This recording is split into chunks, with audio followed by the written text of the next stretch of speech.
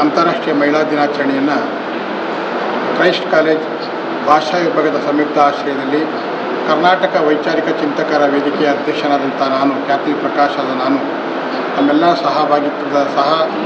ಸಹಭಾಗಿತ್ವದಲ್ಲಿ ಒಂದು ಕಾರ್ಯಕ್ರಮವನ್ನು ಇಂದು ಕಾಲೇಜಿನ ಆಶ್ರಯದಲ್ಲಿ ನಡೆಸಲಾಗಿತ್ತು. ಇವತ್ತಿನ ದಿನ ಏನು ಅಂತಾರಾಷ್ಟ್ರೀಯ ಮಹಿಳಾ ದಿನಾಚರಣೆಯನ್ನು ನಾವು ಆಚರಿಸಬೇಕು ಅಂತ ವಿಶ್ವಸಂಸ್ಥೆ 1975 ಮಾರ್ಚ್ 8ರಂದು ಅಧಿಕೃತವಾಗಿ ಘೋಷಣೆ ಮಾಡಿದಂಥ ದಿನಾಂಕದಿಂದ ಈ ಒಂದು ದಿನವನ್ನು ಮಹಿಳೆಯರಿಗೋಸ್ಕರ ಒಂದು ಮೀಸಲಾದಂಥ ದಿನವನ್ನಾಗಿ ಆಚರಿಸಲ್ಪಡ್ತದೆ. ಹಾಗಾಗಿ ಇವತ್ತು ನಾವು ಈ ಒಂದು ಸಂಸ್ಥೆಯಲ್ಲಿ ಮಹಿಳಾ ದಿನಾಚರಣೆಯನ್ನು ಆಚರಿಸಿ ಮಹಿಳೆಯರ ಸಾಧನೆ ಮತ್ತು ಅವರ ಇರ್ತಕ್ಕಂಥ ಸಮಾಜಮುಖಿ ಕೆಲಸ ಕಾರ್ಯಗಳು ಮತ್ತು ಸಮಾಜದಲ್ಲಿ ಅವರು ಏನು ಸಾಧನೆ ಮಾಡಿರ್ತಕ್ಕಂಥ ಅನೇಕ ಮಹಿಳೆಯರಿದ್ದಾರೆ.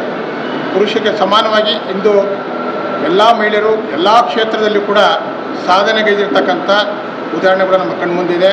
ಅದು ಸ್ವಾತಂತ್ರ್ಯ ಬಂದ ನಂತರವೂ ಕೂಡ ಅದಕ್ಕೂ ಪೂರ್ವದಲ್ಲೂ ಕೂಡ ಮಹಿಳೆಯರು ದೇಶ ಮತ್ತು ರಾಷ್ಟ್ರಕ್ಕೆ ಅಂತಾರಾಷ್ಟ್ರೀಯ ಮಟ್ಟದಲ್ಲಿ, ರಾಜ್ಯ ಮಟ್ಟದಲ್ಲಿ, ಜಿಲ್ಲಾ ಮಟ್ಟದಲ್ಲಿ ತಮ್ಮದೇ ಆದಂಥ ಛಾಪನ್ನು ರಾಜಕೀಯವಾಗಿ, ಸಾಂಸ್ಕೃತಿಕವಾಗಿ, ಸಾಮಾಜಿಕವಾಗಿ, ಆರ್ಥಿಕವಾಗಿ ನೀಡಿರ್ತಕ್ಕಂಥದ್ದನ್ನು ನಾವು ಕಾಣ್ತೇವೆ.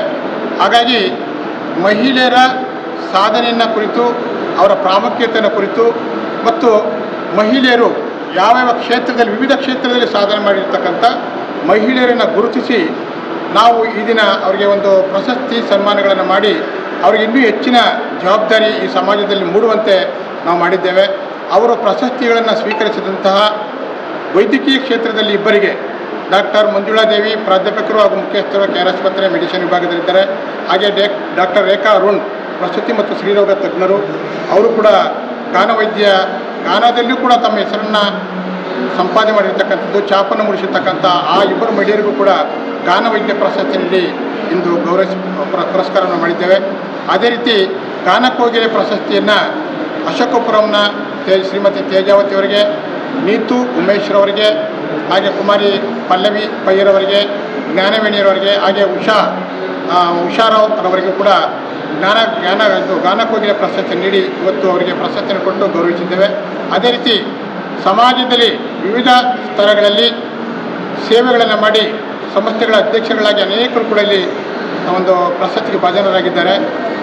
ಪೌರ ಕಾರ್ಮಿಕರು ಕೂಡ ಮುಖ್ಯವಾಗಿ ನಮ್ಮ ರಾಮಕೃಷ್ಣ ನಗರದಲ್ಲಿರ್ತಕ್ಕಂಥ ಪೌರ ಕಾರ್ಮಿಕರು ಸುಶೀಲಮ್ಮ ಮತ್ತು ಚಿತ್ರ ಇವರಿಬ್ಬರಿಗೂ ಕೂಡ ಇವತ್ತು ಪ್ರಶಸ್ತಿಯನ್ನು ನೀಡಿ ಸಮಾಜ ಸೇವಾ ರತ್ನ ಪ್ರಶಸ್ತಿ ನೀಡಿ ಗೌರವಿಸಿದ್ದೇವೆ. ಹಾಗೆ ಶ್ರೀರಾಂಪುರ ಗ್ರಾಮ ಪಂಚಾಯತಿ ಮಾಜಿ ಸದಸ್ಯರಾದಂಥ ಕಮಲಮ್ಮ ನಟರಾಜರವರು ಕೂಡ, ಹಾಗೆ ನಮ್ಮ ನಾಗರತ್ನಮ್ಮ ನಾಗರಾಜರವರು ಕೂಡ, ಹಾಗೆ ಭಾರತ್ ಭೀಮ್ ಸೇನೆಯ ಜಿಲ್ಲಾಧ್ಯಕ್ಷರಂಥ ಮಾದೇವನವ್ರಿಗೂ ಕೂಡ ಇವತ್ತು ಸಮಾಜ ಸೇವಾ ಪ್ರಶಸ್ತಿಯನ್ನು ನೀಡಿ ಅವರನ್ನು ಗೌರವಿಸಿದ್ದೇವೆ.